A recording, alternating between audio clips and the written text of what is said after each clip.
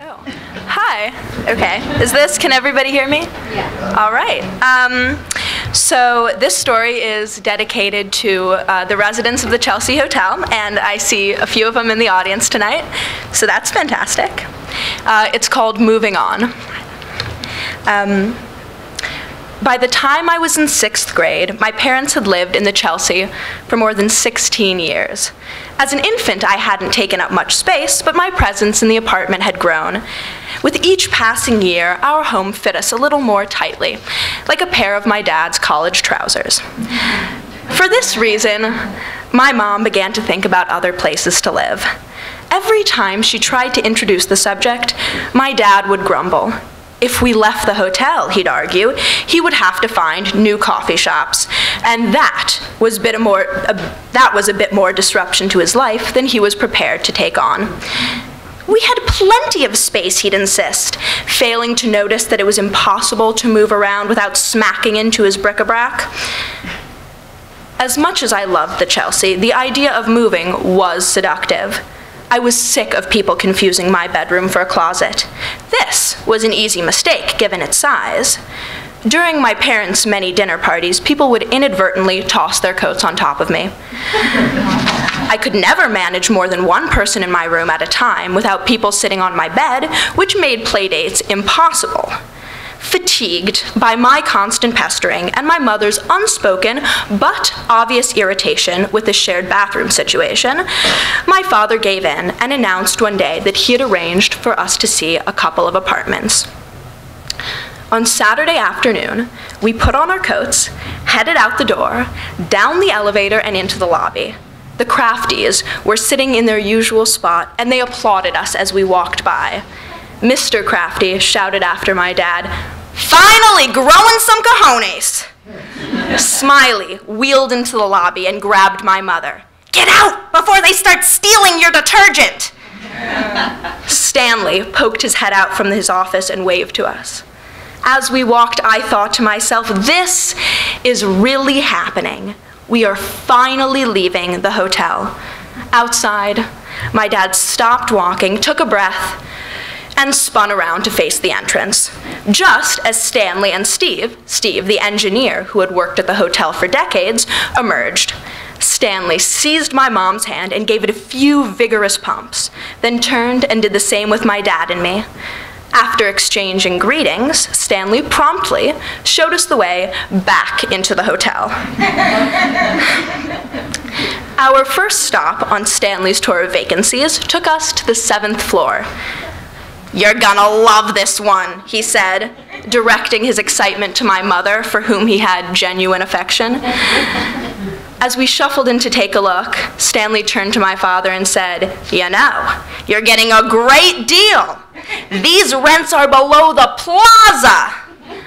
I had never had the chance of visiting that establishment, but I didn't think that visiting dignitaries would appreciate the Chelsea's uneven floorboards, chipping paint, and permanent malodor. With each apartment, my parents murmured the appropriate oohs and ahs and asked Stanley and Steve the standard questions. Do the fireplaces work? Stanley, yes. Steve, no. Is it noisy? Stanley, no. Steve, yes. And who are the neighbors? Stanley, an elderly artist and her invalid husband. Steve, crazies, a former inhabitant of a halfway house and the man she met there. My parents weren't bothered by any of this, and after a serious exchange with Stanley about taking the apartment, went off to examine the bedrooms and kitchen. Now, I might remind you that we didn't actually need to see the apartment. A floor above ours, and in the same line, it was near identical. As soon as my parents were far enough away, Steve confronted Stanley. "Excuse me, Stanley, you realize that someone lives here. I think we should wait until David comes." David was Stanley's son. He ran the day-to-day operations of the hotel, and it was understood that David would assume control when Stanley retired. "Don't worry about David," Stanley replied. "He's not coming." "Why?" I fired him. You fired David? Steve's eyes bulged and his head jerked back. Why? If you must know, I fired him because he said, "Fuck you" to me. No one says "fuck you" to me. Are you kidding, Stanley? I say "fuck you" to you all the time. Okay, but you're an exception. What about Artie? He says "fuck you" to you every time you ask him for the rent. And Jerry and Nathan, they say "fuck you" on a daily basis. That's right. Artie only says it when no one else is around. Jerry and I grew up together, and Nathan's too young to know better. Nathan was the son of a bellman who had worked for Stanley's father. My rule is, you can only say "fuck you" to me if you said it to me when I was a kid, if you are a kid, or if nobody else is around. It's a 3-part rule. Mr. Bard, I can say "fuck you" to you? I inquired. They ignored me. So anyone can say "fuck you" to you except David. Am I right? Steve asked. If you keep this up, I'ma fire you too. My dad wandered back into the living room, his head tilted back to examine the ceiling sconces. Excuse me, is there room service here? No, Michael, you know that! Stanley was getting flustered. My dad considered this carefully, then shrugged. Fair enough. Steve, meanwhile, was heading out the door. Where are you going? Stanley shouted after him. Fuck you, Stanley. Call David, tell him you're sorry, and get him to come back to work. Stanley followed him, muttering under his breath. My father turned to me. I like this one. Me too, my mother shouted from the hallway. She was attempting to pry open the door to one of the bathrooms when suddenly she stopped and stepped back. A toilet flushed. Oh. Who's out there? Called a voice from inside. My parents and I hoofed it back to our apartment.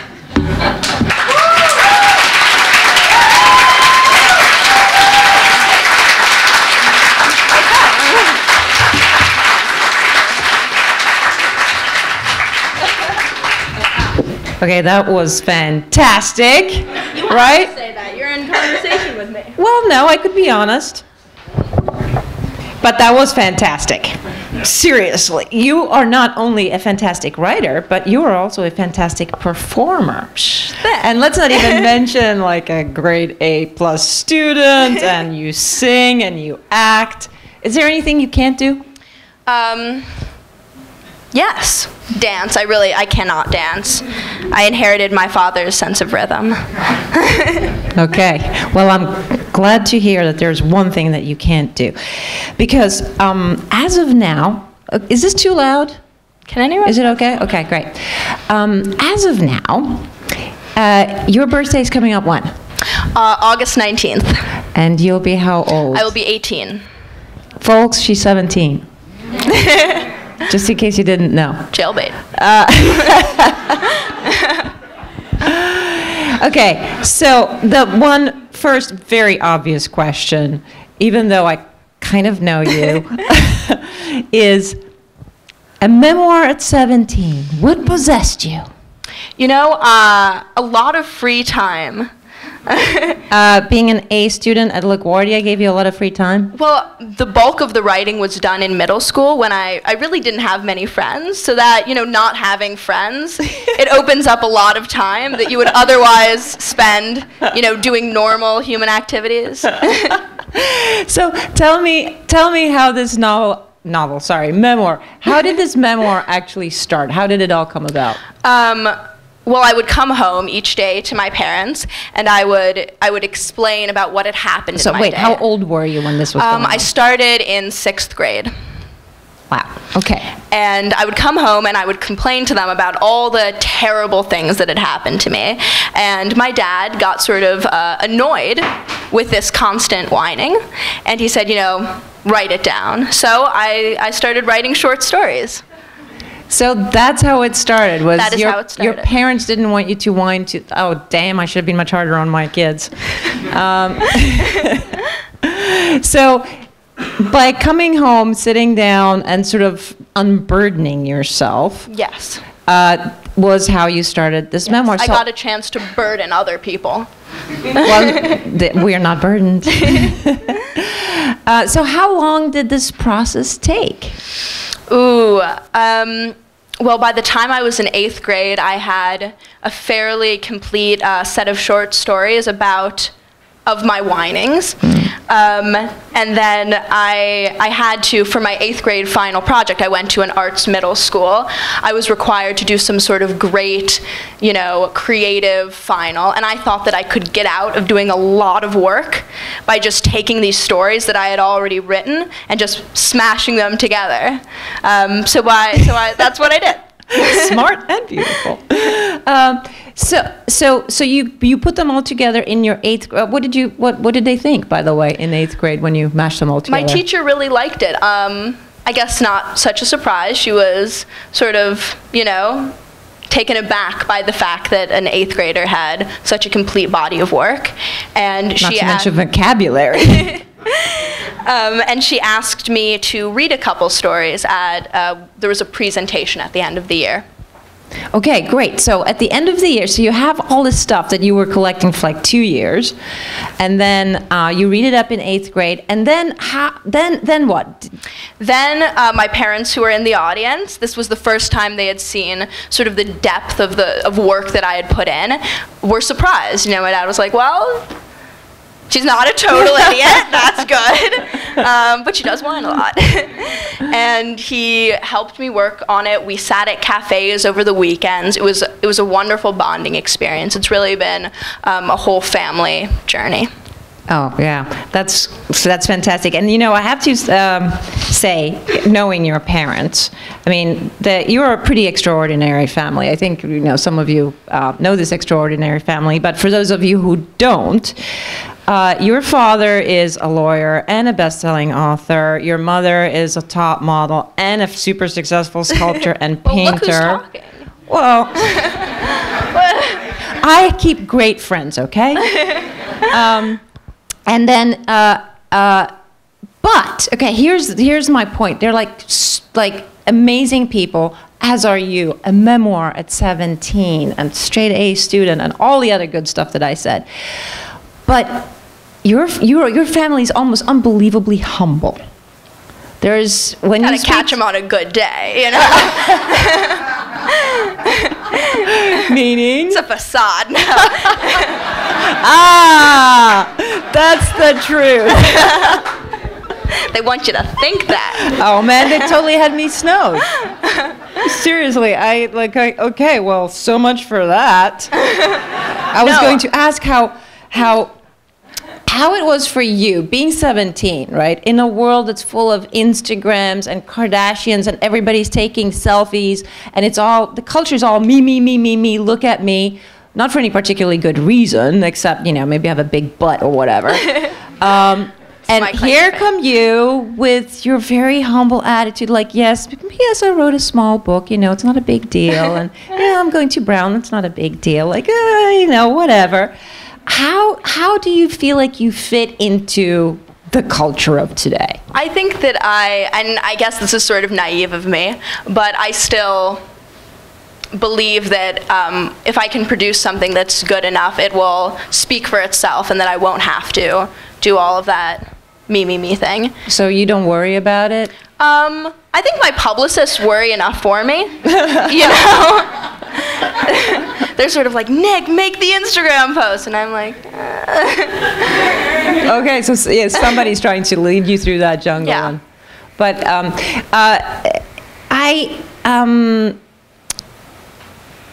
really, from the beginning when I met you, when you were sleeping in a basket under a window in a closet at the Right. Chelsea. Love my closet. Yes. Some of the greatest people lived in closets. Harry Potter.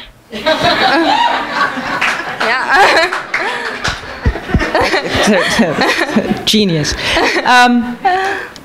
Your name, Nikolaya. My name. It's a Yes. very unusual name. It is a very unusual name. My mom likes to say that, it is sort of a mixture of my great-grandmother's name, Anna, and my my grandfather's name, Norman. But actually, my dad's father, my grandfather's name was Norman, but everybody called him Nick. And my dad thought, Nikolaya that's a pretty name. I'm going to, elongate Nick. And he didn't realize that everybody called him Nick because he was the first in his group of friends to smoke. So they called him Nicotine Rips. So then gradually it was shortened to Nick. So I'm actually like Nicotine Alaya would be. If you wanted to address me, it would be Miss Nicotine Alaya. Great origin of your name. Now, the way that the way in the book that your parents, you write about your parents as almost like there's sort of a Nick and Nora Charles, and you might be the terrier. Yes. An incredibly soigné couple, full of witty repartees and black Alcohol. coffee and sometimes alcohol. How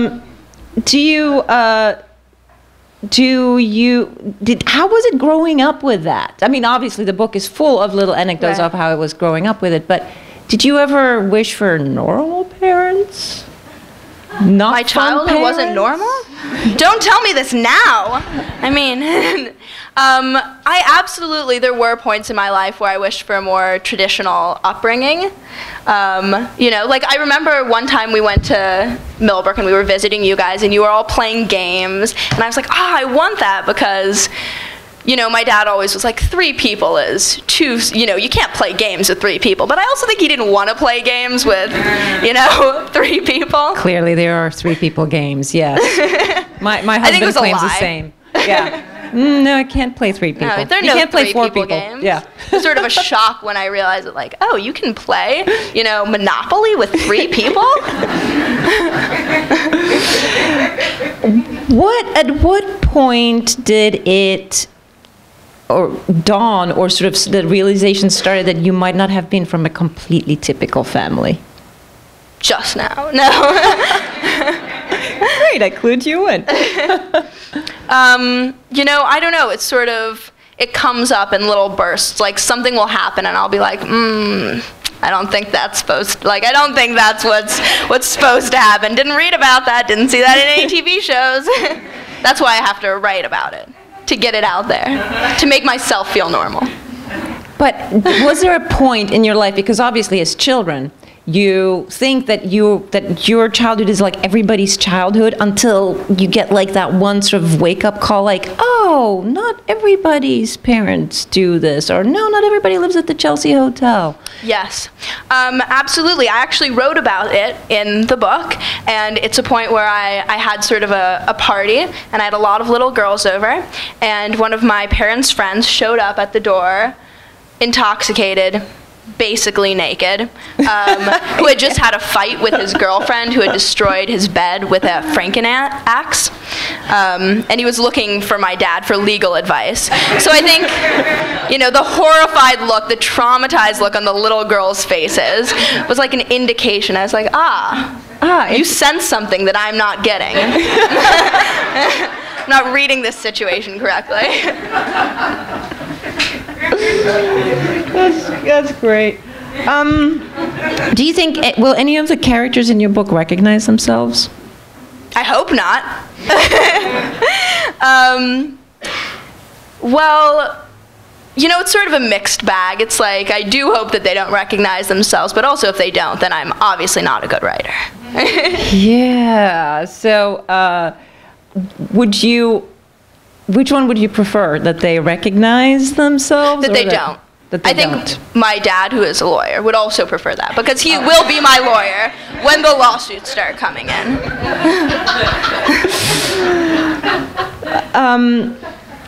In your foreword of the book, you quote a Groucho Marx line. Yes, I did. Which is? It's everybody in New York has half a mind to write a book and does, or something like that. Yeah.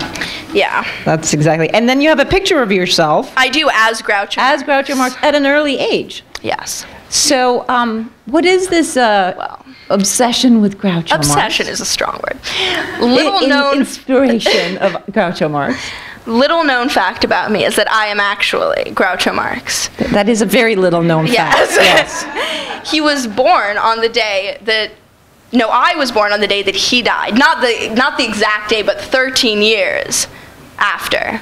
Clearly a reincarnation. Clearly. I think so. I don't think anybody else thinks so, but I think so.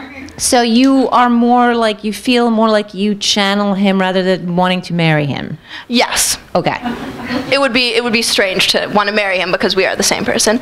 My parents took me to LA once, and I wanted to visit his house, and we got there, and this was like the only thing I wanted to see in LA. I was like, I have to see the house where Groucho Marx lived. And we got there, and they were in the process of tearing it down. Like a bulldozer was literally going through like the site as we were standing there, and I of course was sobbing, and my mom was like, let me get a picture. And I was like, I don't want this. And she's like, get a picture. And so we have this picture of me standing in front of the wreckage that was my idol's house, with literally, like, what is that thing that swings? A wrecking ball? Yeah. And, just demolishing it. Minus and Miley Cyrus on it.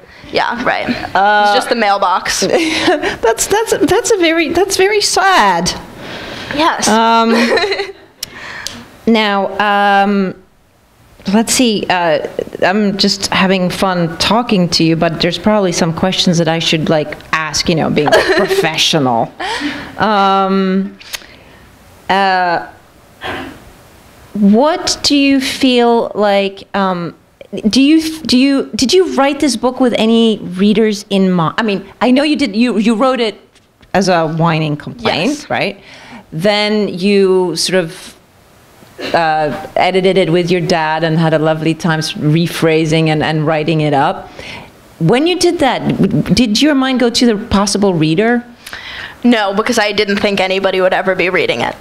Really? So this was entirely just for yourself, you and... I think it was for myself, and I guess if I had to choose who my reader would be, I think that I did write it so that I could feel a little bit more normal and grounded in my reality, because I wanted to be able to see what was happening and all of that kind of thing. So I would definitely say I wrote it for, if not the outcast, then yes, the outcast. Yes.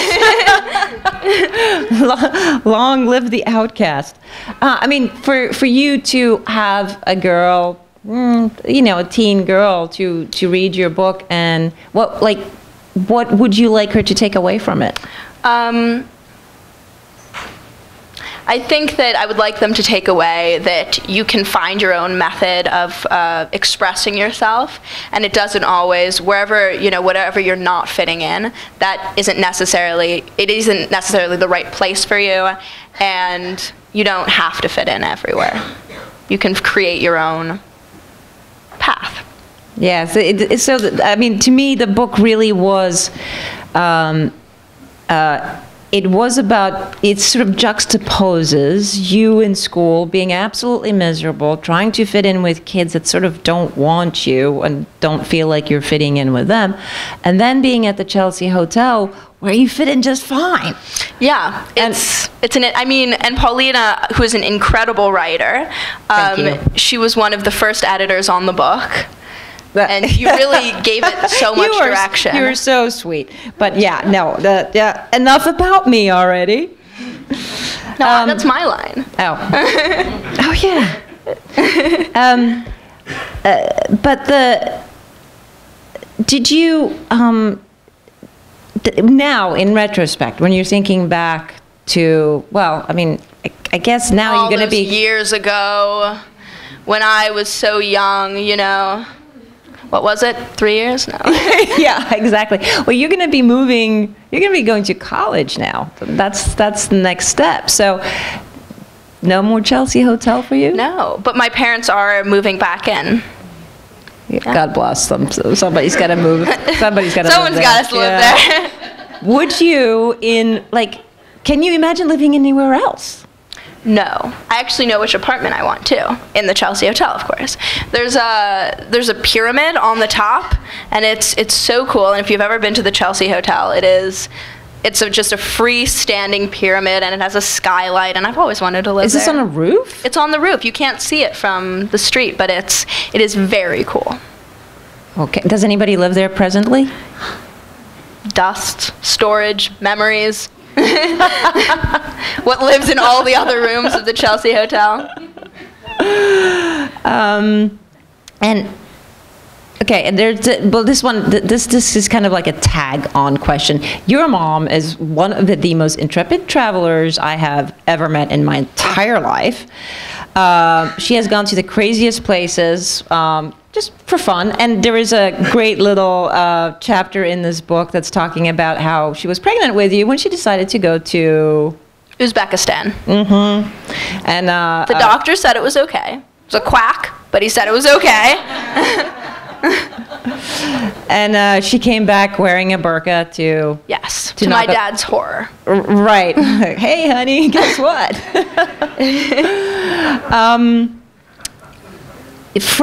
Do you feel like your early travels was there a connection between like living at the Chelsea with all these different people and all the traveling that you did with your mom?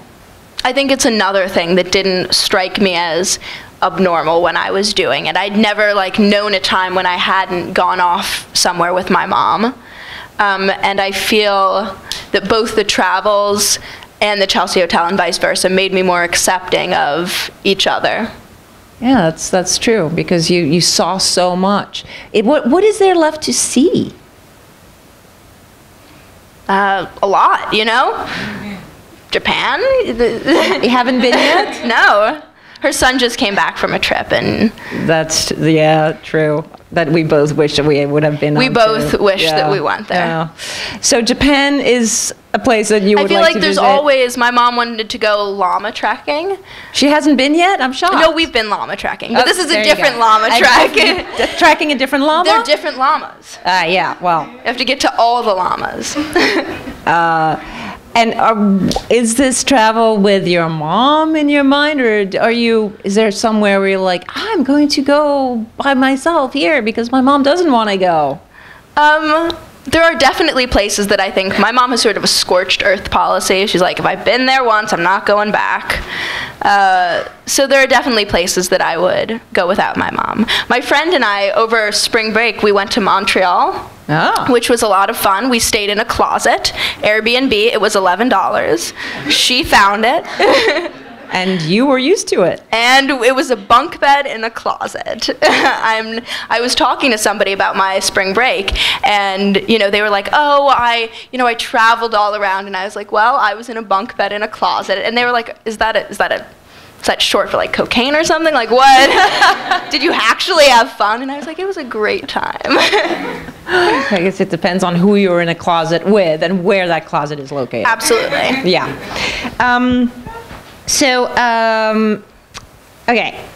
You're more than floating now. In your book, you were trying to float. You're doing way more than floating. You're swimming quite well, all by yourself. You're outdistancing all these other kids in school, all those kids that are written about in the book. They are way back there. Take any kind of small amount of pleasure in where you are as opposed to where they are, perhaps? I think when I started writing it, I definitely, it was also sort of cathartic for me to put down all these things and to be like, this is what happened and look how unjustly I'm being treated. But, when in the process of going over it and over it again, and especially when I was in high school where I have such a wonderful group of friends who came out, I don't know if I realized, but it was an eventual realization that I didn't want to keep, harping on what had happened. And I definitely, the book softened a little bit, and I just wanted to sort of focus on the great things that were happening. Well, humor. I mean, Humor. it's Absolutely, humor has you always went been. for the humor. Is the humor something that you think that? Do you think, what do you think came first, the chicken or the egg? Was the humor developed in part because of the rough times you were having, or do you think you kind of started out funny and then you just turned the not so great experiences into funny stories? I think the misery always came first. So you wouldn't have been funny if you weren't miserable? Absolutely. Every time I'm happy, I'm like, I'm losing my edge, you know? But I also, whenever I'm telling these stories to my parents, I cried a lot of the time in the early stages. And when I cry, it's sort of like, have you ever seen that Kim Kardashian like crying emoji where she's like, so that's what I look like. And my parents' natural inclination was to laugh at me. So it just, and then I played it up because, you know. Yeah, sure. I mean, if your parents laugh at you too, it's like, okay. But sorry, one more thing. But I do hope that with that thing you were saying about moving forward, I think that a lot of the times when I was writing, I felt that the person who came off, if not the worst was my dad, but also me. I think that whatever, you know, these stories, a lot of them are very personal, and it exposes, you know, all the insecurities that I was having. And I hope that, you know, whatever people, yeah. You did the obviously the super smart thing, which is you pick as much on yourself as you do at anybody else. But probably because of it, you come off looking so much better than everybody Really? else. I hope not. I mean, you and your parents, but no, certainly. When I was reading the book and I was reading about these assorted characters, you know, Pippi, the teacher, and the pool party, and I was just thinking, God, these are awful people, and why would Nikolai want to hang out with them? But then those are the people that surround you, and one just does want to float, one wants to fit in, right? Absolutely. So very soon we're gonna, I think, turn this over, right? I don't know how much. Oh yeah, look at that, the time. But I want to know what do you think is next, and are you going through enough strife and misery so you can give us another funny book? Absolutely. I'll put myself, you know, the extra yard just to deliver for you guys. Yeah, I mean, it would be sad if you know, like you need to be miserable enough to produce another book. Absolutely. No, every time I was having like a good time in high school, I would always be like, oh my God, I've peaked. This is as good as it's gonna get. Oh no. But I think that there are a lot of things that I want to do right now. Again, this is another part of me being 17 and naive, but I feel that I could do a lot of things, and it might be writing, but there are other channels. Well, let us in on a little bit on what things are like really fascinating to you right now. I think education is really fascinating. I'm working at the Go Project right now. Oh, okay. And it's great there, but I also love writing. Math is pretty fun too. Okay, wow. But okay, so if I forced you at gunpoint to tell me where I would find you under the best circumstances in like 15 years from now, where would you be? Like if you had all your wishes come true in the next 15 years. And then you can give me like, what's the worst possible situation I will find you in 15 years, you being you? Under a bridge somewhere. You know, with my book just like shielding my head.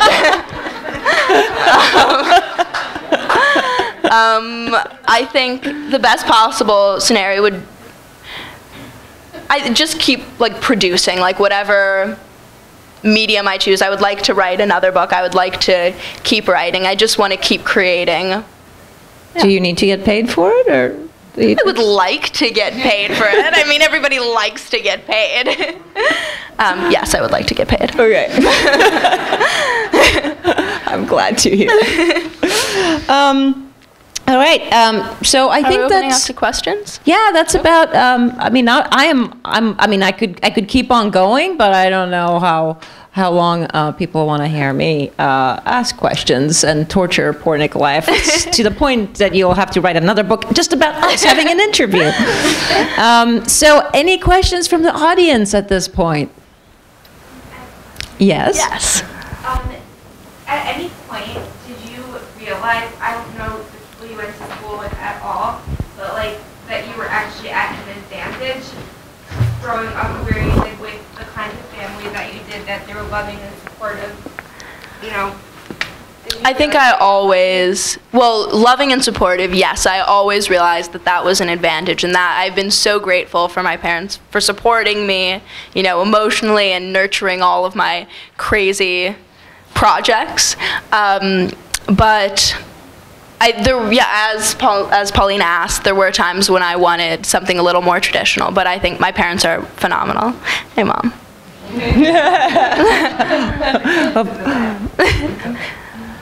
Does anybody else have any questions? Going once. Hey, Robert, what's up? Please tell me you're not going to take up paint. You know what? Just for you, I will.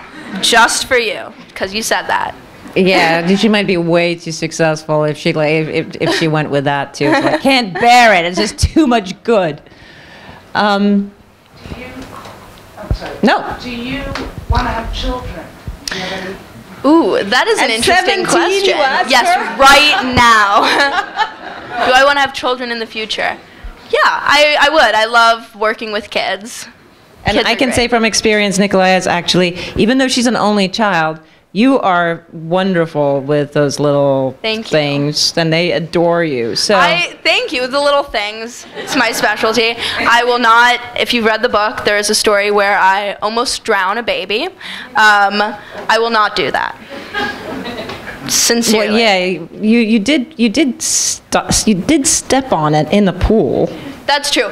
You know, my track record with children has not been great. I once yelled in a child's face because I got excited about chocolate. Somebody was like, "Oh, we have chocolate," and I was like, "Ah!" You know, the kid started crying. But in the future, going forward, I will try to be careful. Any other questions? Yes. Yeah, I heard you're a pretty good opera singer. That's not true. Next question.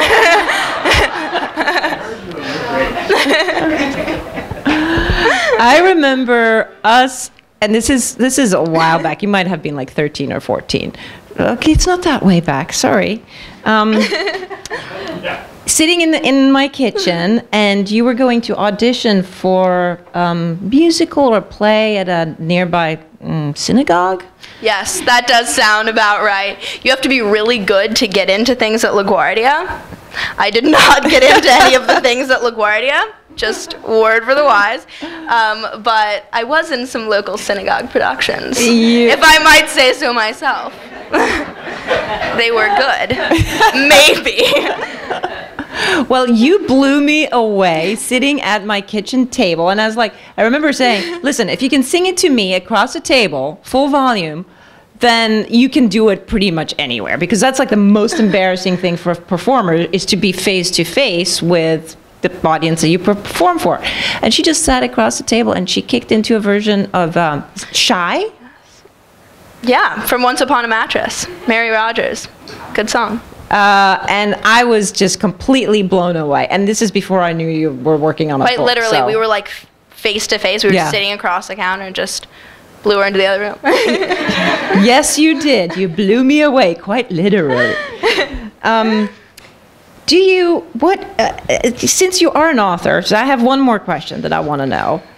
What books do you love to read? Because you do love to read a lot. Yes, absolutely. So what books do you think what's something recent that you read and you're like, or something that's like a lifelong favorite? I think that I reread a lot of books I've stopped rereading a lot because, you know, rereading gives a sense of comfort, and that's something you need when the rest of your life is a little bit. Do you have a book that's kind of like a blanket that you like to curl up with? Howl's Moving Castle. I think it's a kid's book. It's a fantastic book. I love it. But I've definitely stopped rereading a lot just because I want to get around to all the literature. Explore new books. Is there a book that you think that was something that you read that you thought was so significant you wish everybody had read it? Or you would make everybody read it? Groucho Letters, no. Actually, Trying to Float, it's a new book that just came out. You can buy it here, or if you are in here, it means you already bought it. Thank you all. You are supporting my future. I don't know that I can end it any better than that.